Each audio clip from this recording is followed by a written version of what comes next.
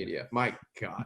Anyway, but let's move on to the NFL, a league that could have been like the European Super League, but that's dead. Thank goodness. We are joined by Benjamin Robinson, who is author and creator of grindingthemocks.com. It is a mock draft aggregator. Ben, how are you doing? And can you tell us just a little bit about your website and your work? Sure. Doing well. Thanks for having me on.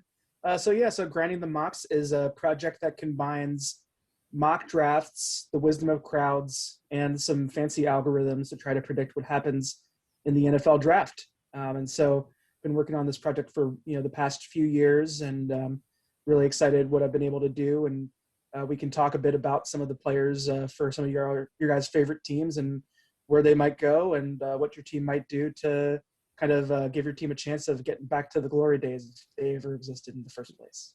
What we did for the Washington football team. Go ahead, Spencer. I was going to say thanks for joining us. I do have one question for our audience and for myself as an ignoramus when it comes to the drafting cycle and like mock drafts.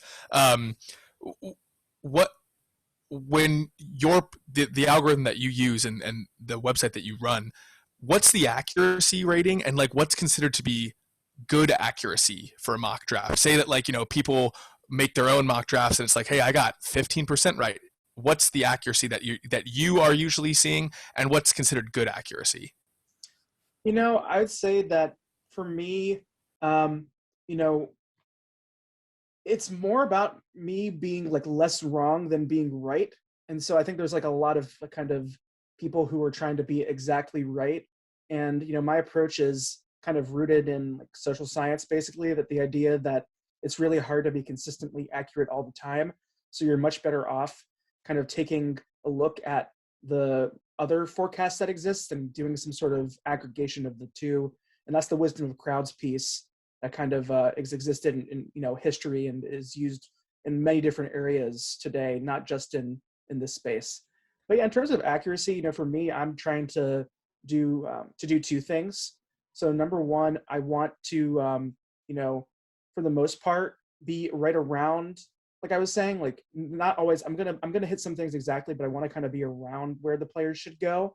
So sometimes you'll see my rankings and see, right now, like on my site, I think like Kyle Pitts is like the third or something player on the board. Like he's not going to go at number 3.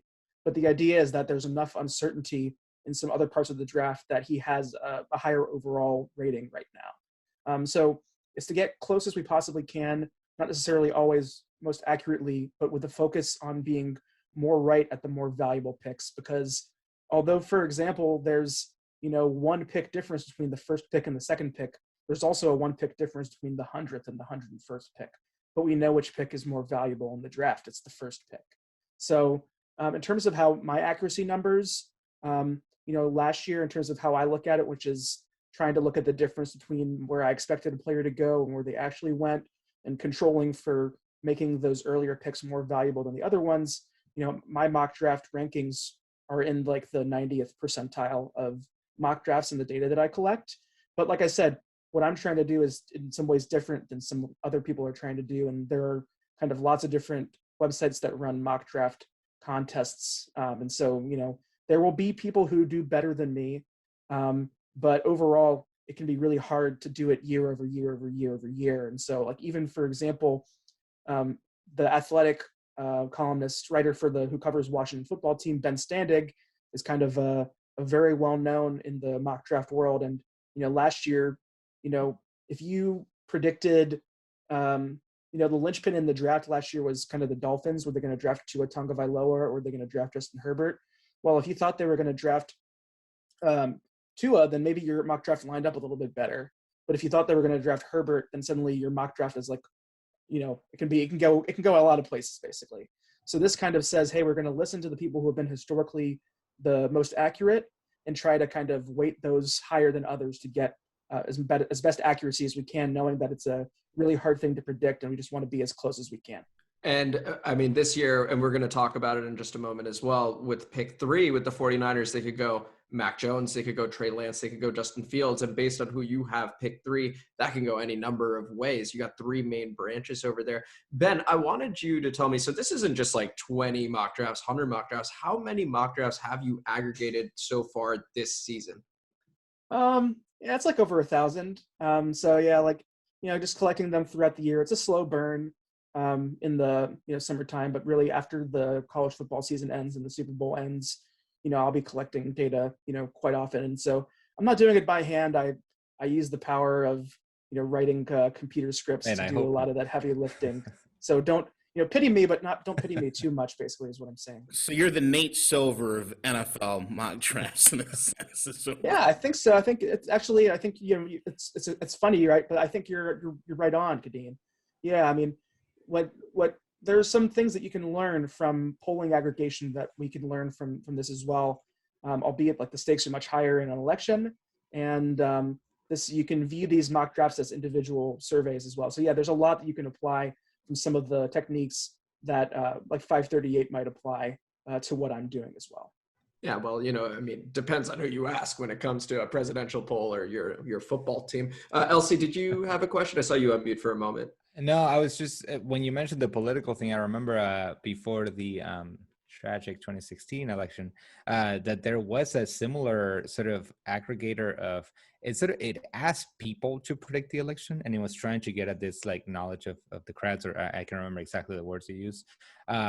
And I was just wondering, like, how do you sort of, you said you weight more depending on people's historical accuracy? Because I can imagine, like, if I go onto the NFL draft and I know the rules of football and that's about it, like, I might as well just pick randoms, like, and so how do you sort of discern that on the internet? Are there mock drafts that you're just like, that is so random and so unknowledgeable that I'm not even going to like take it? Yeah. I mean, that would be me. You kind of need to pick and choose. I pick and choose a little bit. Some of it's also about the ease of being able to scrape stuff. Like my idea is like, if you're going to consistently put out, mock drafts, if I can set up some automation to make that happen, I'm going to do it. But if you're just kind of like one off or like writing it up on Twitter, like unless you're like a really well-known analyst that I want to have in the data, then I'm probably not going to get it. Yeah. But yeah, no, I mean, it's hard to say. I mean, there's, you were saying that, a lot of people don't need to know a lot about, they might know very little bit about football, but there are, big thinkers in the industry, like thought leaders, like, people who work for ESPN or NFL Network, who drive a good amount of some of the conversation about players in the draft, for good or for bad. Huh. And, what I mostly recommend is that you really, if you read a mock draft, like just take it as a piece of a puzzle, basically. Right. There's a lot of reasons to get kind of very upset about this stuff and to get very mad online. And I just don't think it's worth it. And in fact, I really don't even read mock drafts. I just get the data. And to be honest, like, you read them differently. You read them differently. You read them right on in that script. Yeah. I read them directly into the mind. But I mean, there's some people who do a really good job predicting the draft, but I would never want to read their analysis, for example. I'm not going to say anybody, but like some of the analysis can be kind of garbage, but sometimes they're still accurate and do a good job. It just kind of gets like, sometimes you got to pay attention to what they're doing and not what they're saying, is what I'm saying. Right. Well, hey, perfect. Why don't we jump on into it? Thanks for all the background information, Ben. Kadeen, you want to kick us off with the Washington football team here? Yeah, so like Washington right now, look at last year, Chase Young, just the easiest pick in the world just to make sure that we did, and we got it done, right? 19 right now for Washington kicking off. I look at the team and I see there's a lot of needs that we could have. Like, we could go in a lot of different directions. Some positions I don't want us to touch personally, but what do you think Washington's doing as far as the 19 pick? I'm seeing a couple of those talking heads like you're talking about on ESPN or NFL. Now I'm hearing that they might go running back at 19, or there's some crazier wild things happening. Are they going to trade out of the pick? What do you think is happening with 19? Are we staying there? Are we moving out of it? Are we moving up, moving back? What do you see, or what is the data telling you? I'd say that when I look at the top positions that are mocked to Washington, you see offensive tackle, quarterback, and outside linebacker. So, even with the signing of Ryan Fitzpatrick to as a free agent, I don't think you can guarantee him, count on him basically as like a long-term solution at quarterback. Like, people forget, he had a really great season last year, but he's in his upper 30s. So, it's when Father Time hits, it hits really hard. So Washington has some solid options in Kyle Allen and Taylor Heineke, but I don't necessarily think you can count on them to repeat what happened last year, where I think Washington took advantage of a division that was really weak. And this year, I could see Dallas or the Giants taking a positive regression. I don't see the Eagles doing that as much, but yeah, I could see like those other teams kind of overtake Washington, given that they had a really strong defense last year, and that's really hard to kind of continue like to be as good as they were year to year. It's like really hard, even if you maintain the same pieces. So, to me, quarterback is a position of question. I don't think they're going to trade up in the draft. I think they're going to kind of stay pat where they are. And so to me, like offensive line or some sort of kind of front seven defensive playmaker, particularly linebacker positions that I think that they plan to address in the first round. Are there names that we should be looking out for in particular? Sure. I mean, in the middle of that first round, it's kind of a rough spot to be in, and that's what you get when you win the division, even with the record that they had. So in terms of offensive linemen that are available in the kind of middle part of the round, I'd say Tevin Jenkins, offensive tackle from Oklahoma State, is a guy who could be available, where he could play a guard or tackle. He was a right tackle in college. Also a guy like Elijah Vera Tucker, who's a guard from University of Southern California, but could also play some tackle. I think those are some guys in terms of the offensive linemen that Washington could target. But in terms of the quarterbacks, I think that they'd have to trade up, and I don't recommend doing that. If they were going to take a quarterback, they should have taken one last year, and they didn't do that. And that's one of the reasons why, if you're picking really high and there's a chance that you think your team is going to be better next year, then you should take a quarterback. And that's why I think the Chargers did it last year. That's why I would think that potentially the Falcons would do that this year. But in terms of linebacker, the two main guys that I think are targets for Washington are Jeremiah Owusu-Koramoah from Notre Dame, who's kind of a mix between this like a hybrid linebacker that plays on the line and also a safety who can kind of play in some coverage. Is kind of one of those kind of Isaiah Simmons, Derwin James types of players. Didn't necessarily have the kind of hype that those guys did. And then a guy who actually I have in my mock draft that's coming out next week. Yes, I do a mock draft. I do one or two a year based on the data that I have. I have Washington selecting Micah Parsons, outside linebacker from Penn State. I would love that. Who opted out of the 2020 college season, was kind of regarded as a top 10 pick, but with the rise of all these quarterbacks, and I wouldn't be surprised if you didn't see a defensive player selected until maybe pick number 10 with the Cowboys. Parsons kind of falls in my mock draft. He had some like very well documented off field. I'm not going to say issue where he was a part of a hazing scheme that went on with the football team. So that's something that's out there. But ultimately, even a guy as talented as him, it's possible to fall in the draft. And so I have him right now in the like mid-teens in my data, but I think there's a decent chance that he could fall to 19 depending on what happens. But yeah, he's the kind of player who can rush the passer and was a really productive linebacker in his during the years he played at Penn State. Okay, so you mentioned some offensive linemen and a guard position too, which I think is important for people to note because the negotiations have been sketchy at best. And then we've also talked about the linebackers. I would personally love Micah Parsons at 19, but you also mentioned quarterback, and that's obviously the sexiest position in pro football. Now, your data on grindingthemocks.com, which you should all check out, it's a really awesome site, even shows you the trends. What quarterback? So we've heard plenty of names, right? So Trevor Lawrence, probably going number 1. I don't think there's any doubt about that. Zach Wilson, probably number 2. But then we mentioned Mac Jones. We mentioned Trey Lance. We mentioned Justin Fields.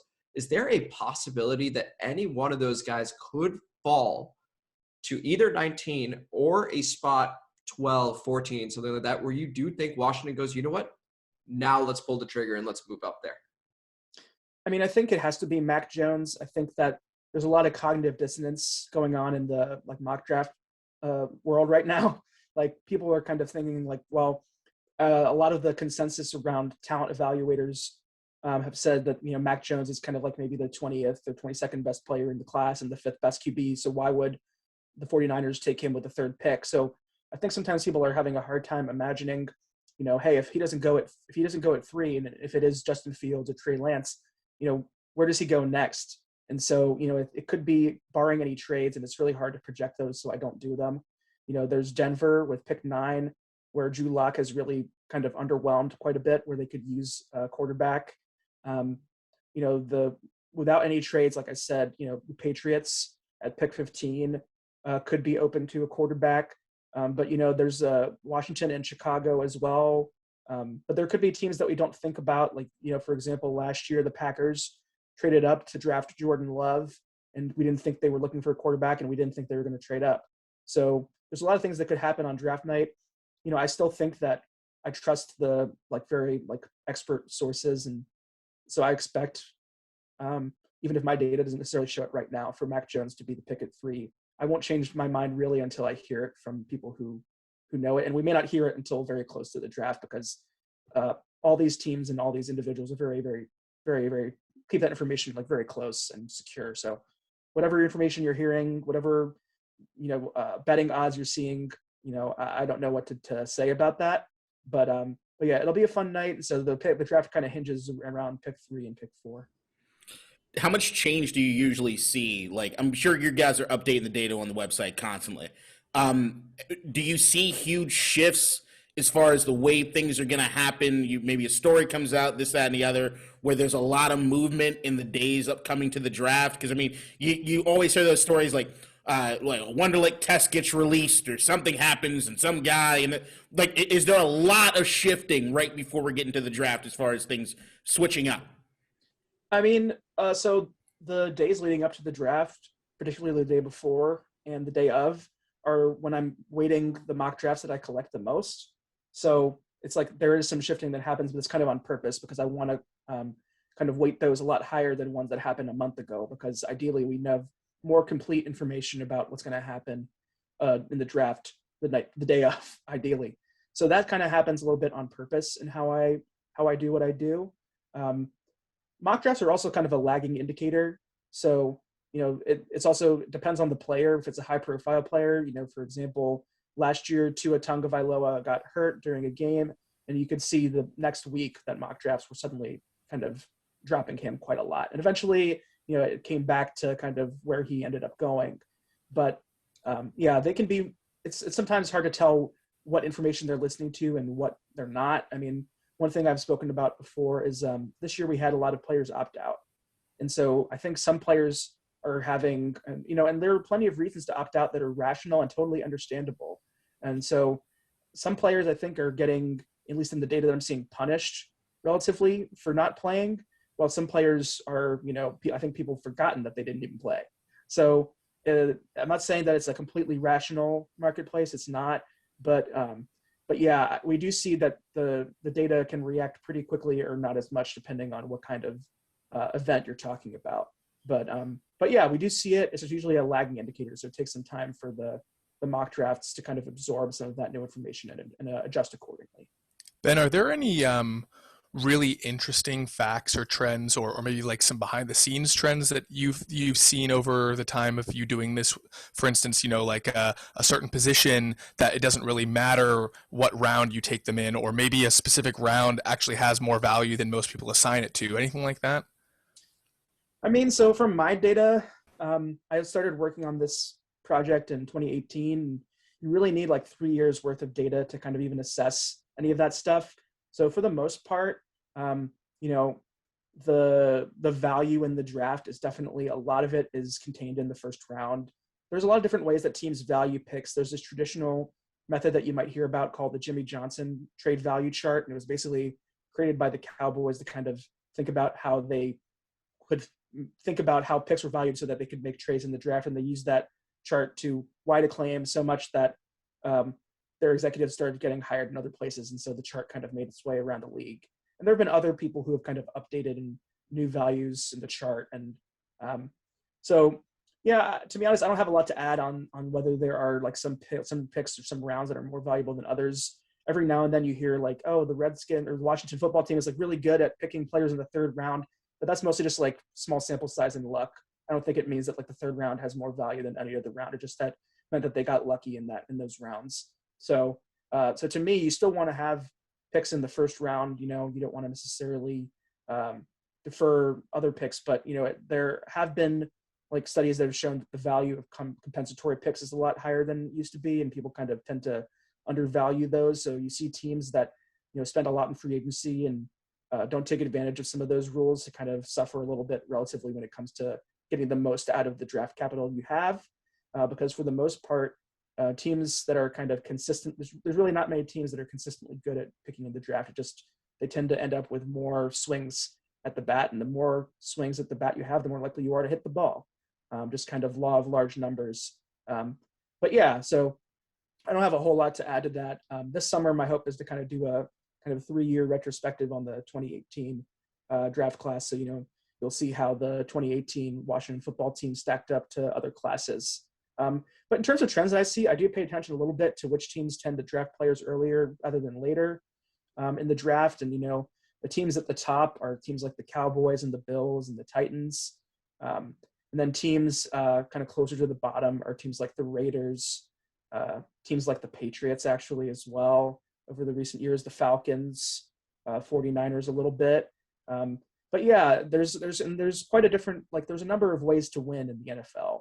So I'm not saying that there's one way to draft, and it can be in your advantage to draft kind of in a heterodox way. It makes you unpredictable, but it also means that you have to get lucky in some ways, I think, more often than not. And so you see in the 2019 draft, the Seattle Seahawks drafted DK Metcalf in the second round when I thought he was going to go in the first round.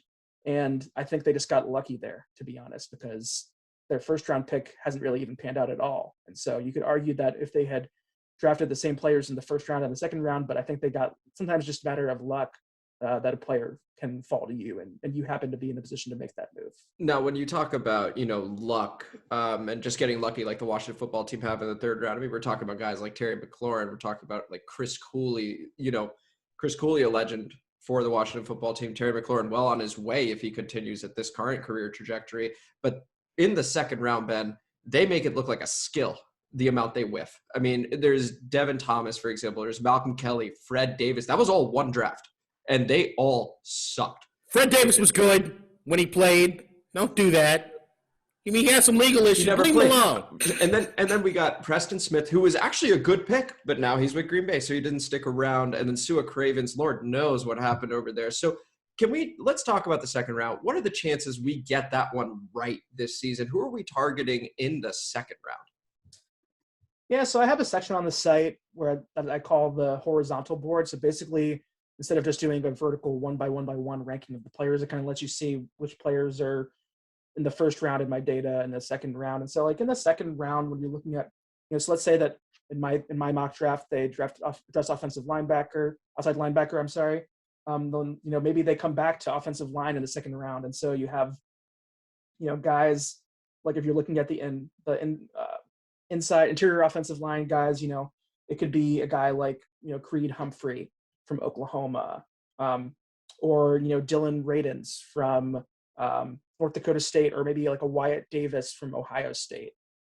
Those are players that I think could help Washington in terms of the interior, because I know that's where they've had some issues lately. Those are guys I think that could help in the second round. But it really depends what happens in draft. I think that those guys should be available in the second round. Humphrey might not necessarily be around then, but those are some guys I think that are second round interior offensive linemen that could be deserving of selection. No, I personally think that Taylor Heineke is going to eventually be the solution, and arguably one of the greatest quarterbacks ever to play this game.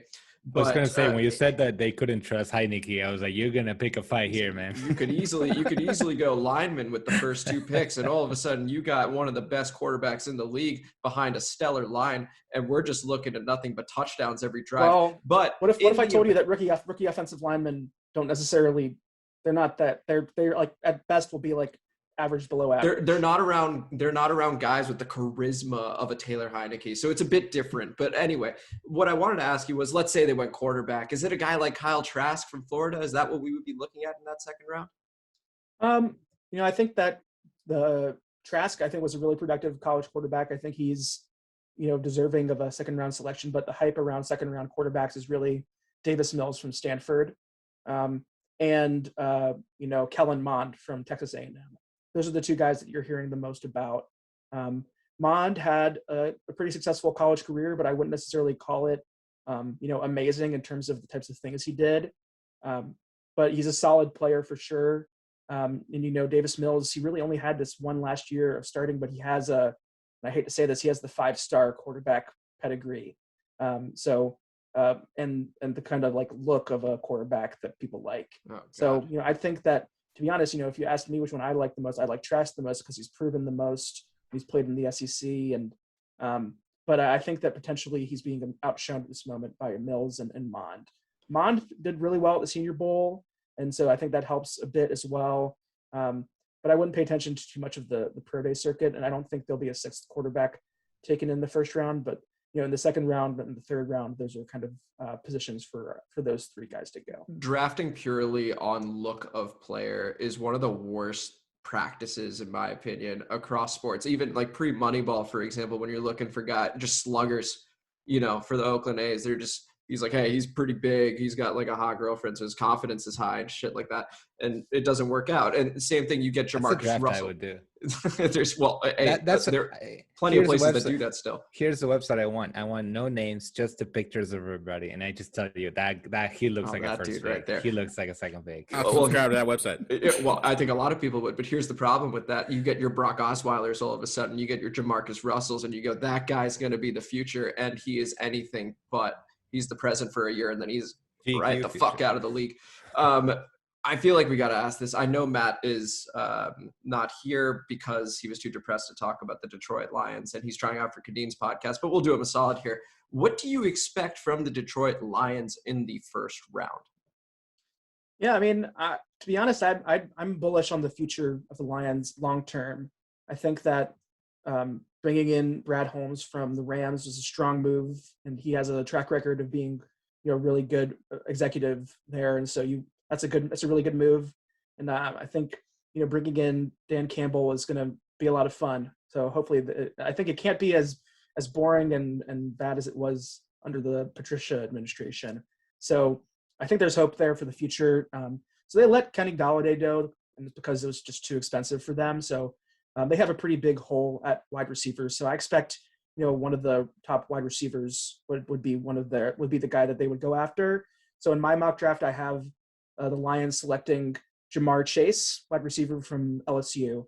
And that's because I assume Kyle Pitts will go above him, and there'll be some quarterbacks and an offensive lineman taken between them. I think there's also a decent chance they could go offensive line if they wanted to. I think something to kind of build around the offense, even though they've got they're the team that I think could use a trade down for sure, because I still think even my Bengals could trade down would probably serve them best, just because they have more than there's more than one. If you have more than one pick in this draft in this first round, I think you'll be better off because you'll be able to add an additional guy to deal with some of the deficiencies that your team might have. So to me, the trade of Stafford was a smart move because it positions them in the future drafts to take more swings at hitting home runs in the draft. And so to me, yeah, I think it's wide receiver, whether it's Jamar Chase or maybe Jalen Waddle, depending on what happens. Your Bengals aren't going to be taking Jamar Chase. Just get him and Joey back together, smoking cigars and whatnot. It's good. I think that's definitely possible. I believe strongly in kind of priors and kind of your prior beliefs coming into the draft process. And it's just been Penei Sewell the whole way. And so I felt the same way about Tua. There's kind of a lot of smoke, and it's kind of meant to confuse people. And so I just kind of tend to think I want to look past it. And so to me, I think it'll be Penei Sewell. I think that I think either way, there's a strong chance they go either offensive lineman in the first round, wide receiver in the second, or wide receiver in the first and offensive lineman in the second. And it would be that's kind of, I think, what they would do, just because it's just such an important part of the team to get right. Perfect. All right. Well, unless there are any other questions, Ben, I just wanted to thank you for coming on and for giving us your time. I know that it is quite the time for you with just a week before the NFL draft, which is next Thursday. Are you doing anything for it? Are you going to be on any streams or anything like that? And feel free to plug yourself right now too as well. Sure. So, you can follow along at grindingthemocks.com, which is kind of like an homage to grinding the tape, which is what kind of scouts do. So yeah, grindingthemocks.com. You can find me on Twitter at BENJ_Robinson. And so I post there quite a lot with the Grinding the Mocks hashtag. And then on the night of the draft, starting at 11:30 sharp, I'll be on the Football Outsiders Twitch stream. And so we'll be on for like an hour. I'm going to need to like heavily caffeinate at that point. But yeah, we'll be on for an hour kind of talking about the first night of the draft with Aaron Schatz and Mike Tanier and a bunch of the other guys over there at Football Outsiders. So that's what I'll be doing on draft night, along with just kind of sitting back with a cold one, ready to douse that with some coffee to make sure I don't fall asleep. Dude, absolutely well earned. You've been collecting these mock drafts for plenty of months now and plenty of years now. I'm very excited for the 3-year retrospective as well. Everyone, Benjamin Robinson, thank you so much for joining us, man. This has Thank you for having me. Awesome. All right, take it easy, brother. Guys, I gotta say, Ben's on and he can hear this. And now he can't. But that guy, so smart, has been doing this for a while and has been relentless all the way through. Like, he just knows his stuff. I remember him talking to me about the origin story about this. He was just watching the draft with a buddy of his, and they were like, you know, talking about where they would expect people to go, and they were talking about mock drafts. And then he said, well, I'm sure there's a website that aggregates all these and we could just figure out their, you know, average expected draft position. Realized that didn't exist and decided to just fucking make it himself. That's pretty cool.